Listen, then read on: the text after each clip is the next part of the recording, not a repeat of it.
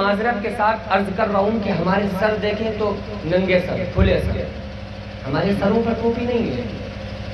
آپ اگر ہماری حالت دیکھیں تو حالت سنت مصطفیٰ کے بالکل خلاف۔ آپ ہمارا اٹھنا بیٹھنا، چلنا پھرنا، کھانا پینا، سونا جاگنا دیکھیں تو ہمارے طریقے نبی کے طریقے کے بالکل خلاف۔ لیکن نعرہ لگوا لو، جتنے چاہو لگوا لو، جیسے چاہو لگوا لو، نبی پر قربان، ہماری 1,00,000 جانیں قربان، 1,000 قربان، یہ قربان، سب کچھ کہتے ہیں، زبانی طور پہ کہتے ہیں۔ مقصد یہ ہے کہ یہ بات کیسے بھی ہمارے دل کے اندر اتر جائے۔ ہم زبانی طور پہ کہتے ہیں کہ نبی پر ہم سب کچھ قربان کرنے کو تیار ہیں، لیکن یار ہمارا عشق اتنا کمزور ہے، اتنا کمزور ہے، اگر معذرت کے ساتھ عرض کر رہا ہوں، اگر کوئی دنیاوی محبت ہو نا، دنیاوی محبت جسے ناجائز محبت کہتے ہیں، اس محبت میں اگر کوئی لڑکی کسی لڑکے کو بلائے یا لڑکا لڑکی کو بلائے یا ملنے کا کوئی موقع ہو، دنیاوی محبت کی بات کر رہا ہوں، تو لڑکا نہ سردی کے دیکھے گا، نہ گرمی دیکھے گا، نہ وہ کسی کا ڈر ہوگا، نہ خوف ہوگا، اور اپنی محبوبہ کے لیے جہاں بلائے گی پہنچ جائے گا۔ اور آپ ذرا غور کریں کہ ہمارا جو حضور سے جو عشق ہے وہ اتنا کمزور ہے کہ جو عشق ہمیں گھر سے مسجد نہیں لا سکتا، وہ ہمیں جنت تک کیسے لے کے جائے گا؟ غور کیا، ہماری باتیں تھوڑی سی کڑوی ہوتی ہیں لیکن ایک دم فیکٹ ہوتا ہے۔ میں آپ سے نذرانہ لینے نہیں آیا ہوں، بس اتنا کہنے آیا ہوں کہ جو ہم زندگی گزار رہے ہیں، کسی نہ کسی طریقے سے ہماری زندگیوں میں تبدیلی آ جائے اور ہم حضور اقدس صلی اللہ علیہ وسلم جن کا کلمہ پڑھا ہے۔ میرا خیال ہے اگر ابھی میں آپ لوگوں سے سوال کروں اور کسی ایکٹر کے بارے میں پوچھوں، کسی ہیرو کے بارے میں سوال کروں، تو آپ لوگوں میں سے ہر شخص جواب دے دے گا۔ اگر ہم آپ سے پوچھیں کہ کنگ خان کون ہے، آپ لوگوں میں سے کھڑا ہو کے جواب دے دے گا۔ ہم آپ سے کسی فلم انڈسٹری کے بارے میں سوال کریں، جواب دے دے گا۔ لیکن آپ غور کیجئے، اگر ہم آپ سے یہ سوال کریں کہ سیدہ طیبہ طاہرہ فاطمہ الزہرا کے بیٹے کتنے تھے، میرا خیال ہے جواب نہیں ہوگا۔ اگر ہم یہ سوال کریں کہ بتاؤ کربلا میں جنگ کرنے والوں میں اہل بیت کتنے تھے، شاید جواب نہیں ہوگا۔ اگر ہم آپ سے یہ سوال کریں کہ بتاؤ حقوق العباد میں آپ کے اوپر سب سے زیادہ حق کس کا ہے، میرا خیال ہے جواب نہیں ہوگا۔ کیوں؟ کیونکہ ہم نے اپنی زندگیوں میں جتنی بھی دنیاوی علوم تھے، جتنے غلط طریقے کے جو علم تھے، ہم نے ان تمام علوم کو حاصل کیا، لیکن افسوس حاصل نہ کیا تو صرف ہم نے اپنے نبی صلی اللہ علیہ وسلم کے دین کو حاصل نہیں کیا۔ اور اس نبی کے دین کو جس کی زندگی آپ اٹھا کر دیکھیں، ہمارے نبی نے زندگی کا ایک ایک چیز ہم کو بتائی ہے۔ ایسا نہیں ہے آپ کو کہیں اکیلا چھوڑا ہے۔ آپ اسلام میں داخل ہونے کے بعد آپ کو کسی کی ضرورت نہیں ہے کہ آپ کسی دوسرے کو جا کر فالو کریں۔ آپ دیکھ لیں اسلام میں کہ ہمارے نبی صلی اللہ علیہ وسلم نے ہر طریقہ بتایا ہے کہ ایک شوہر اپنی بیوی کے ساتھ کس طرح سے رہے، اس کا اخلاق اپنی بیوی کے ساتھ کیسا ہونا چاہیے۔ یہ طریقہ ہمارے نبی صلی اللہ علیہ وسلم نے 1400 سال پہلے ہمیں بتایا ہے۔ اسی طرح سے آپ بازار کے اندر جائیں، بازار میں جانے کا طریقہ کیا ہو، یہ طریقہ بھی ہمارے نبی صلی اللہ علیہ وسلم نے بتایا ہے۔ آپ گھر کے اندر داخل ہو تو اعوذ باللہ من الشیطان الرجیم پڑھ کے داخل ہو، یہ طریقہ بھی اسلام کے اندر موجود ہے۔ آپ اپنی ماں سے بات کریں تو کس طرح سے بات کریں، آپ اپنے والد کے سامنے، اپنے باپ کے سامنے جب بات کریں تو آپ کا انداز کیا ہونا چاہیے، آپ کا لہجہ کیا ہونا چاہیے، یہ طریقہ بھی اسلام کے اندر موجود ہے۔ یہاں تک کہ آپ کھانا کھانے کے لیے بیٹھے تو کھانا کھانے میں سیدھا پیر آپ کا کھڑا ہونا چاہیے، الٹے پیر پر بیٹھ کے ایک پیر پہ بیٹھ کر کھانا کھائیں، یہ طریقہ بھی شریعت مطہرہ کے اندر موجود ہے۔ آپ دسترخوان بچھا کے کھانا کھائیں، یہ طریقہ بھی موجود ہے۔ یہاں تک کہ جب آپ لیٹرین میں، ٹوائلٹ میں قضاء حاجت کے لیے آپ جب لیٹرین کے اندر داخل ہو تو الٹا پیر رکھ کے لیٹرین کے اندر داخل ہو، یہ طریقہ بھی اسلام کے اندر موجود ہے۔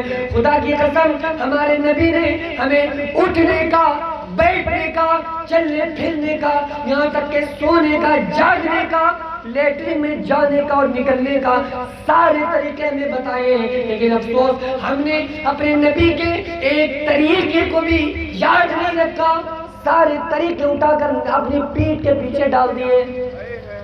کتنا غضب ہے یہ ہمارے نبی صلی اللہ علیہ وسلم کی شریعت مطہرہ کے ساتھ، ایسا مذاق ہے کہ ہم نے اپنے نبی کے دین کو پوری طرح سے مس کر دیا، مٹیا میٹ کر کے رکھ دیا، اور اس کے بعد بھی ہم اپنے آپ کو عاشق رسول کہتے ہیں، عاشق اہل بیت سمجھتے ہیں۔ آج جانتے ہیں یہ جو دن گزر چکا ہے، یہ دن جو گزرا ہے یہ کون سا دن ہے؟ جو شب ہم لوگ گزار رہے ہیں، جو رات گزار رہے ہیں، اس سے قبل جو دن تھا وہ دن ایسا تاریخ میں متبرک دن ہے کہ آج ہی کے دن حضرت سیدنا مولا علی علیہ السلام کا نکاح ہمارے نبی صلی اللہ علیہ وسلم کی بیٹی خاتون جنت سیدہ طیبہ طاہرہ فاطمہ الزہرا سلام اللہ علیہا کے ساتھ ہوا۔ یہ وہ مقدس دن جو ہم نے گزارا ہے، یہ ایسا مقدس دن۔ آپ سیدہ طیبہ طاہرہ فاطمہ الزہرا کی زندگی پہ غور کر لیجئے، اور معمولی نہیں ہے سیدہ۔ کون سیدہ؟ کون سیدہ؟ آپ نے اکثر سنا ہوگا کہ عورت عزت ہوتی ہے۔ عورت کیا ہوتی ہے؟ عزت ہوتی ہے۔ کس کے لیے عزت ہوتی ہے؟ شوہر کے لیے۔ بیوی عزت ہوتی ہے شوہر کے لیے۔ خدا کی قسم سیدہ طیبہ طاہرہ فاطمہ الزہرا سلام اللہ علیہا عزت اس کی جس کے قدموں میں عزت آ کر دم توڑ دیا کرتی ہے۔ اس مولا علی کی عزت ہے سیدہ فاطمہ الزہرا۔ ماں کے قدموں کے نیچے جنت ہوا کرتی ہے۔ ماں کے قدموں میں جنت ہوتی ہے۔ کس کی جنت ہوتی ہے؟ بیٹوں کی۔ ماں کے قدموں کے نیچے جنت کس کی ہوتی ہے؟ زور سے بولے، کس کی ہوتی ہے؟ بیٹوں کی۔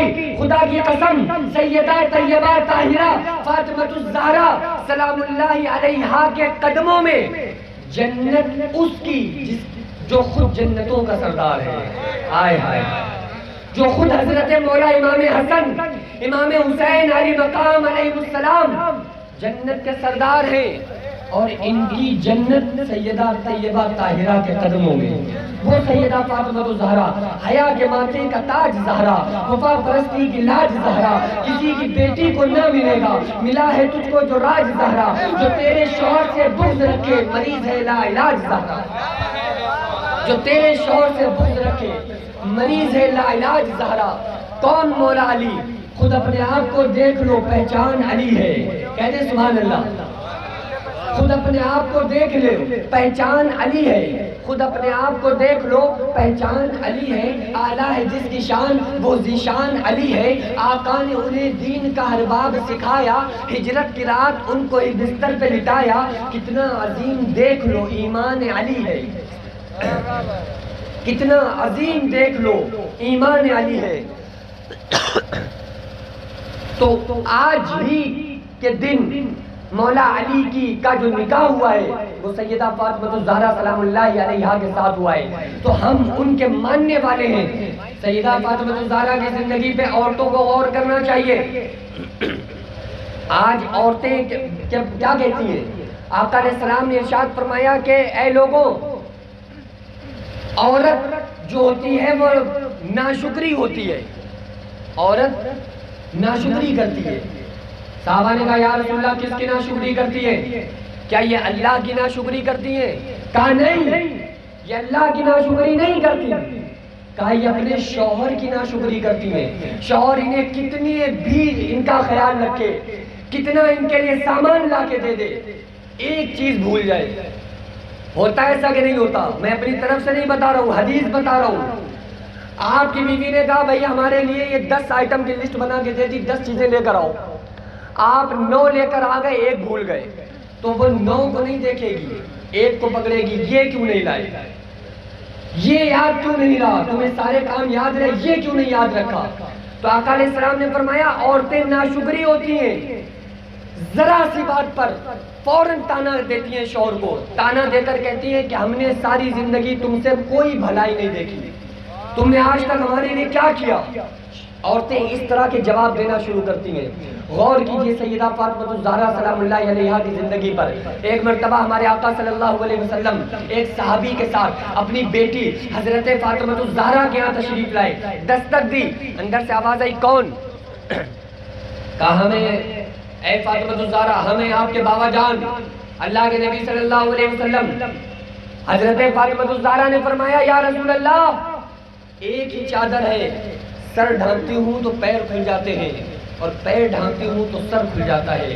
آپ نے اپنی چادر کو دیا, سیدہ نے اس چادر کو اوڑھا, ہمارے نبی گھر کے اندر تشریف لے گئے اور پوچھا, بیٹی, اے میری بیٹی فاطمہ الزہرا, یہ وہ بیٹی ہے جن کے بارے میں ہمارے آقا صلی اللہ علیہ وسلم نے ارشاد فرمایا کہ میری بیٹی فاطمہ جنت میں عورتوں کی سردار ہوں گی, یہ وہ خاتون جنت ہیں.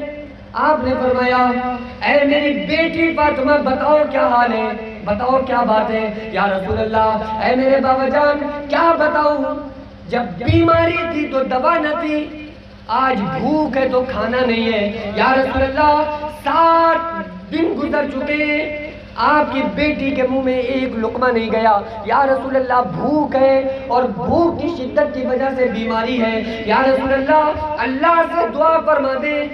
اللہ کے نبی صلی اللہ علیہ وسلم کی آنکھوں میں آنسو آ گئے. اپنی بیٹی کے یہ حالت دیکھ کر آپ کے آنکھوں سے آنسوؤں کا سمندر جاری ہو گیا. حضرت جبریل آ گئے, یا رسول اللہ, اے اللہ کے نبی, اللہ کو آپ کے آنکھوں میں آنسو دیکھے نہیں جا رہے. اگر آپ اشارہ فرما دیں, اگر آپ ایک حکم کر دیں تو جتنے بھی احد پہاڑ ہیں اور مدینہ اور مکہ کے پہاڑوں کو سونا بنا کے آپ کے قدموں پہ نثار کر دیا جائے گا. آپ عیش کی زندگی بسر کیجئے, آپ کی بیٹی اور آپ کے اہل بیت عیش و عشرت کی زندگی بسر کریں. آپ نے فرمایا, اے جبریل, نہیں, جاؤ میرے اللہ سے کہنا ایک وقت مجھ کو کھانے کو دے, دوسرے وقت بھوکا رکھے. جب کھائیں تو اس کا شکر ادا کریں اور جب بھوکے ہوں تو اس کی یاد میں روئیں. یہ طریقہ بتایا ہے سیدہ فاطمہ الزہرا نے. زندگی جینے کا سلیقہ ہم کو دیا ہے, لیکن آج عورتوں نے, خواتین نے اپنی زندگیوں سے سیدہ کا سارے طریقوں کو نکال دیا. غور کیجئے, ہمارے نبی صلی اللہ علیہ وسلم کی وفاؤں کو دیکھیے اور ہم اپنی جفا کو دیکھیں. تو آج کے پروگرام سے ہمیں یہ عہد کر کے اٹھنا ہے کہ انشاءاللہ یہاں سے جانے کے بعد ہماری نماز نہیں چھوٹے گی. کہیں انشاءاللہ. کون سا انشاءاللہ کہہ رہے ہیں؟ انشاءاللہ کی بھی 2 قسمیں ہیں. بتا دوں قسمیں. ایک ہوتا ہے انشاءاللہ تعالی اور ایک ہوتا ہے انشاءاللہ ٹالا, جو ٹال دیا جاتا ہے کہ بس ہاں آئیں گے انشاءاللہ. یہ ایک ٹال بھی دیا جاتا ہے اس طرح سے. ایک چودھری صاحب تھے نا, چودھری صاحب, تو ان کا ارادہ بنا بیل لانے کا. تو وہ بیل لینے کے لیے جا رہے تھے. مولوی صاحب نے, بیچاروں نے, مولوی صاحب مل گئے. مولوی صاحب نے کہا, چودھری صاحب کہاں جا رہے ہو؟ کہا بیل لینے جا رہے ہیں. کہا اچھا تو انشاءاللہ تو کہہ دو. کہا کہ انشاءاللہ کی کیا ضرورت ہے, پیسہ جیب میں ہے اور مارکیٹ کھلا ہوا ہے, بازار کھلا ہوا ہے, جا رہے ہیں اور ابھی لے کے آتے ہیں. کہا ٹھیک ہے بھائی, اب جاہل آدمی کو تو کوئی سمجھا نہیں سکتا نا بھائی, مولانا صاحب کوئی بات بتا رہے ہیں تو بھلائی کس میں کہ مولانا صاحب کی بات مان لو. یہ تھوڑی کہ آپ مولانا صاحب سے بحث کرنا شروع کر دو. تو چودھری صاحب نے کہا انشاءاللہ کچھ نہیں, ہم جا رہے ہیں اور ابھی فوراً واپس آ رہے ہیں. انہوں نے کہا ٹھیک ہے, جیسی آپ کی مرضی. اب چودھری صاحب بازار میں پہنچے, بیل خریدا, راستے میں مل گئے چور ڈکیت اور انہوں نے چودھری صاحب کے بیل کو چھینا, چودھری صاحب کو ایک پیڑ سے باندھ دیا. اب چودھری صاحب پوری رات بندے رہے, پریشان ہو گئے. جب دوسرے دن دوسرے لوگ پہنچے اور جا کر دیکھا چودھری صاحب کو, چودھری صاحب کا حال دیکھا, انہیں کھولا, جلدی سے لے کر گاؤں آئے تو مولانا صاحب مل گئے سامنے. جب مولانا صاحب کے اوپر نگاہ پڑی تو چودھری صاحب شرمانے لگے تھوڑا سا کہ بھائی کیسے منہ آمنا سامنا کیسے کریں مولانا کا. تو مولوی صاحب نے کہا کیا ہوا چودھری صاحب, آپ گئے تھے بیل لینے, لائے نہیں؟ چودھری صاحب نے کہا مولانا صاحب کیا بتائیں, میں مارکیٹ میں گیا انشاءاللہ, بیل خریدا انشاءاللہ، لے کے آ رہا تھا انشاءاللہ، راستے میں ڈکیت مل گئے انشاءاللہ، ہمارا بیل ہم سے چھین لیا انشاءاللہ، رات میں باندھ دیا انشاءاللہ، پھر گاؤں کے لوگ پہنچے انشاءاللہ، پھر مجھے چھڑا کے لائے انشاءاللہ، اب میں آپ کے سامنے آ گیا انشاءاللہ۔ تو ایسا نہ ہو کہ یہ والا انشاءاللہ ہو کہ وعدہ کر لیا انشاءاللہ اور پھر ٹال دیا، بھول گیا، ایسی جا کے نیند سوئے اور 10 بجے اٹھے اور کہیں کہ یار بہت بڑھیا نیند آئی، لیٹ سوئے تھے نا رات میں دیر سے، تو بہت آرام سے اٹھے 12 بجے۔ یہ والا انشاءاللہ نہیں ہونا چاہیے۔ یہ انشاءاللہ ہو کہ عہد ہونا چاہیے کہ جس اللہ نے ہمیں پیدا کیا ہے اس اللہ کی فرما برداری میں کم سے کم اتنا ہونا چاہیے کہ ہم اس کے فرما بردار بن کے زندگی گزارے۔ آپ غور کیجئے اللہ تعالیٰ کا کتنا ہم پر احسان ہے۔ اللہ فرماتا ہے قتل الانسان ما اکفرہ، میرے بندے کتنا ناشکرا ہے تو، من ای شیء خلقہ، میں نے تجھے پیدا کیا، من نطفہ ذلیل پانی سے پیدا کیا، خلقہ تجھے بنایا، فقدرہ سنوارا۔ اے میرے بندے دیکھ اپنے اعضاء پہ غور کر، ہم اپنے جسم کو دیکھیں، ہمارے جسم میں 360 جوڑ یہ چیخ چیخ کر آواز دیتے ہیں کہ اللہ تبارک و تعالیٰ نے ہمیں پیدا کیا ہے۔ قیامت کے دن اللہ تعالیٰ ہم سے ہماری زندگی کے بارے میں سوال کرے گا، ہم سے پوچھے گا کہ تم نے جو زندگی گزاری تھی وہ نبی کے طریقے کے مطابق گزاری تھی یا نبی کے طریقے کے خلاف گزاری تھی۔ اس لیے ہم تمام لوگوں کو چاہیے، قرآن کہتا ہے وَمَن يُطِعِ اللَّهَ وَرَسُولَهُ فَقَدْ فَازَ فَوْزًا عَظِيمًا، جس نے اللہ اور اس کے رسول کی نافرمانی کی، اللہ اس کے رسول کی فرما برداری کی، وہ کامیاب ہوا۔ دو باتیں عرض کر کے اپنی جگہ لیتا ہوں، انشاءاللہ پروگرام ختم ہو جائے گا۔ دو باتیں کہ پہلا کہ جو بندہ یہ دو گناہ کے کام کرے گا اس کی نہ کوئی نماز قبول ہوگی، نہ روزہ قبول ہوگا، نہ کوئی دعا قبول ہوگی، نہیں اس کے کوئی عمل اس کا اللہ کی بارگاہ میں قبول ہوگا۔ پہلا کام جو اللہ کی ذات میں شریک کرتا ہوگا، دوسرا وہ کام جس کے رشتہ دار ناراض رہتے ہوں۔ رشتہ داروں کو ناراض رکھنے والا نہ اس کی دعا قبول ہوگی اور نہ ہی اس کی کوئی عبادت اور بندگی کو اللہ تعالیٰ قبول کرے گا۔ اور ہم کیا کہہ کے چھوڑ دیتے ہیں؟ ہم کہتے ہیں ارے یار غلطی ہماری نہیں ہے، غلطی ہمارے پڑوس کی ہے، ہمارے محلے والے کی ہے، اس کی غلطی ہے، رشتہ دار کی غلطی ہے۔ بھائی پرابلم تو یہی ہے یار، آپ کہہ رہے ہو کہ اس کی غلطی ہے، وہ کہہ رہا ہے آپ کی غلطی ہے۔ تو اگر آپ کی غلطی نہ بھی ہو آپ جا کر معافی مانگ لیں رشتہ دار سے، اللہ کی قسم آپ کی عزت میں کمی نہیں آ سکتی، اللہ آپ کی عزت کو بڑھا دے گا۔ معافی مانگنے والا چھوٹا نہیں ہو سکتا، بھلے 2 منٹ کے لیے سامنے والے کی نگاہ میں چھوٹا ہو جائے، اللہ اس کو ہمیشہ کے لیے بڑا کر دیتا ہے۔ اللہ تعالیٰ فرشتوں میں اس کے درجے کو بلند فرما دیتا ہے۔ اور عورتوں کو چاہیے 5 کام کر لیں۔ آقا علیہ السلام نے فرمایا، ہمارے نبی نے فرمایا، جو عورت 5 کام کر لے گی میں گارنٹی لیتا ہوں کہ جنت میں اسے گھر لے کر کے دوں گا۔ سبحان اللہ۔ 5 کام کر لے۔ پہلا کام آقا علیہ السلام نے فرمایا 5 وقت کی نماز پڑھتی ہو۔ اب بس یہی نہیں ہوگا، 5 وقت کی نماز جمعے کے دن جو نہ پڑھتا ہو وہ 5 وقت کتنا مشکل گزرے گا۔ ہمارے نبی نے فرمایا 5 وقت نماز پڑھتی ہو، رمضان میں روزے رکھتی ہو، اور اگر اللہ نے اسے پرسنل مال دیا ہے تو اس میں سے زکوٰۃ ادا کرتی ہو، شوہر کی فرما بردار ہو، نافرمانی نہ کرتی ہو۔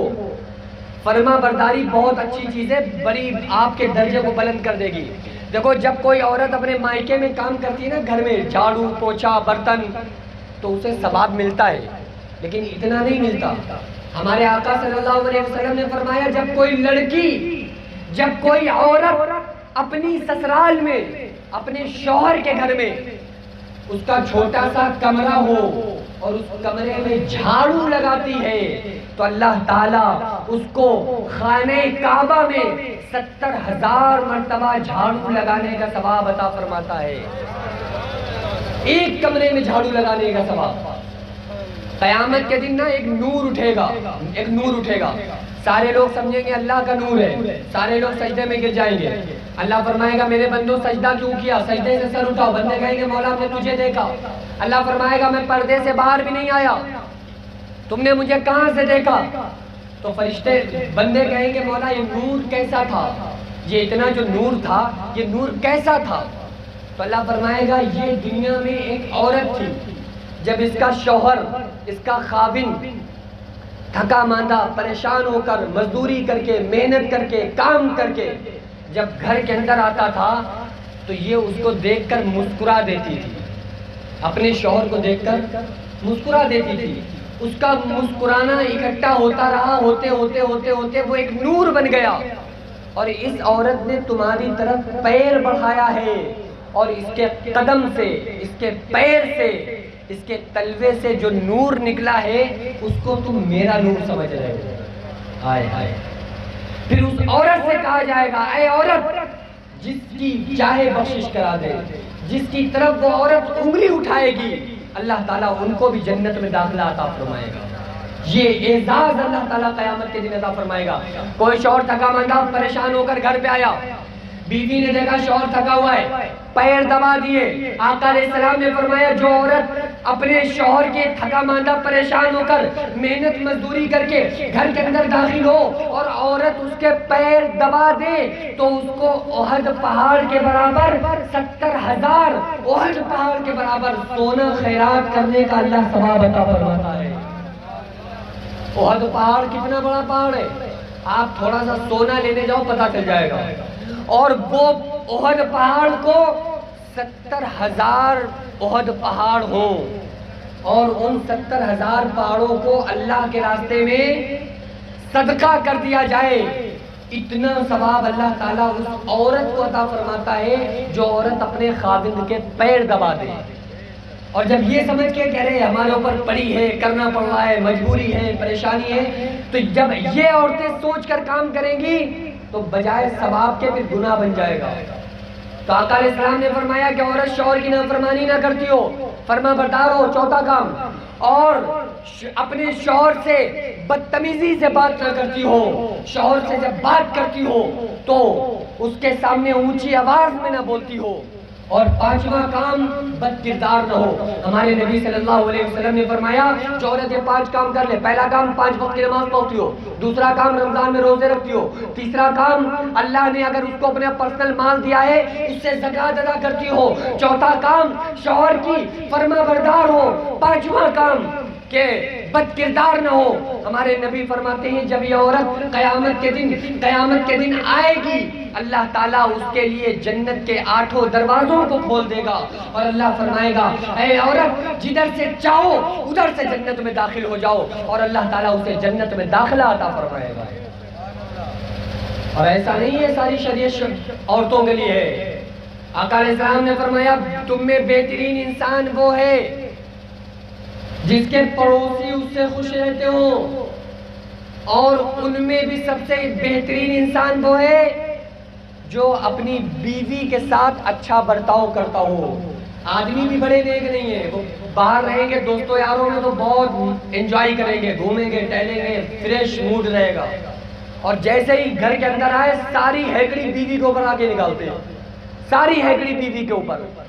اسی وجہ سے ہمارے نبی نے فرمایا کہ جو آدمی، جو شوہر اپنی بیوی کے منہ میں کھانے کا ایک لقمہ رکھ دے تو اللہ تعالیٰ اس کو صدقے کا ثواب عطا فرماتا ہے، صدقے کا ثواب دیتا ہے۔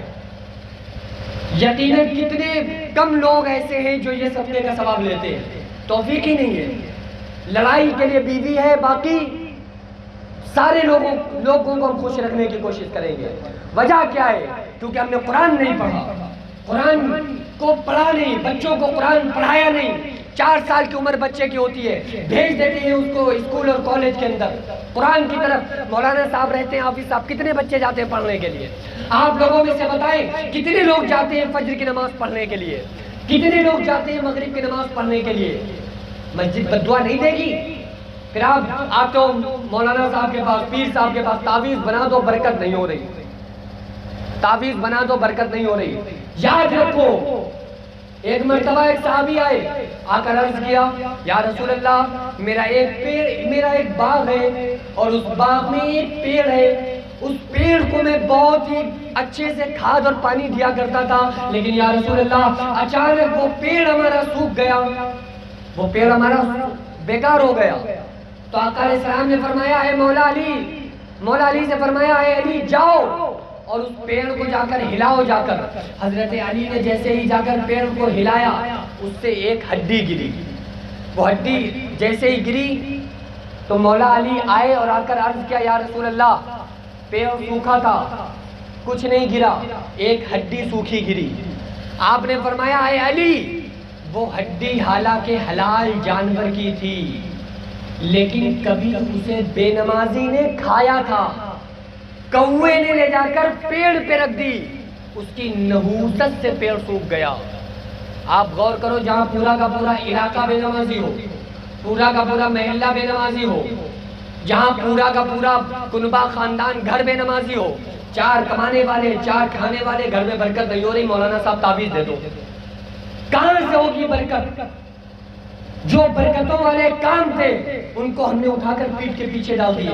ہمارے نبی فرماتے ہیں آسمان میں دو دروازے ہیں، جب بندہ عمل کرتا ہے، نماز پڑھتا ہے، روزہ رکھتا ہے تو ایک سے اس کا عمل چلتا ہے، دوسرے سے اس کا رزق اترتا ہے، اور جب عمل کرنا بند کر دیتا ہے تو دونوں دروازے بند ہو جاتے ہیں۔ تو یہ باتیں ہمیں کہاں سے ملیں گی؟ قرآن سے، اور قرآن ہم پڑھتے ہی نہیں۔ قرآن کب اٹھاتے ہیں؟ قرآن جلدی کوئی نہیں اٹھائے گا، قرآن اٹھاتے ہیں دو ٹائم میں، دو وقتوں میں۔ ایک تو جب کوئی لڑائی ہو جائے اٹھاؤ قرآن کھاؤ قسم، میاں بیوی میں ہوئی لڑائی اٹھاؤ قرآن کھاؤ قسم، پکڑو چل کے جالی بابا کی۔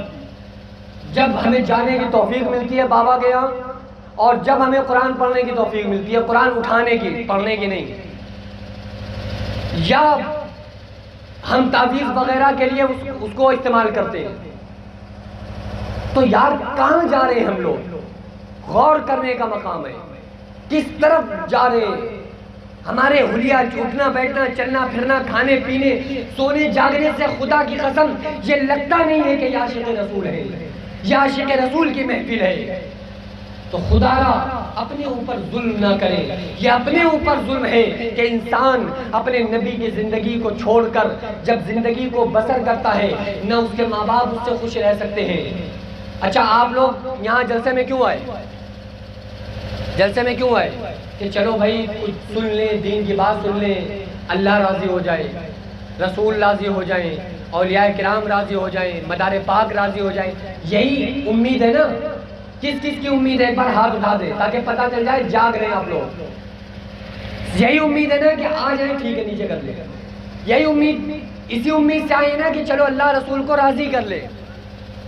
لیکن آپ کے گھر پہ جو ایک بوڑھی سی عورت جس کو ماں کہتے ہیں، وہ ہم سے ہماری ماں راضی نہیں ہے، ہمارے غلط کاموں کی وجہ سے، گناہوں کی وجہ سے ہمارا باپ ہم سے خوش نہیں ہے، تو اللہ کیسے خوش ہو جائے گا؟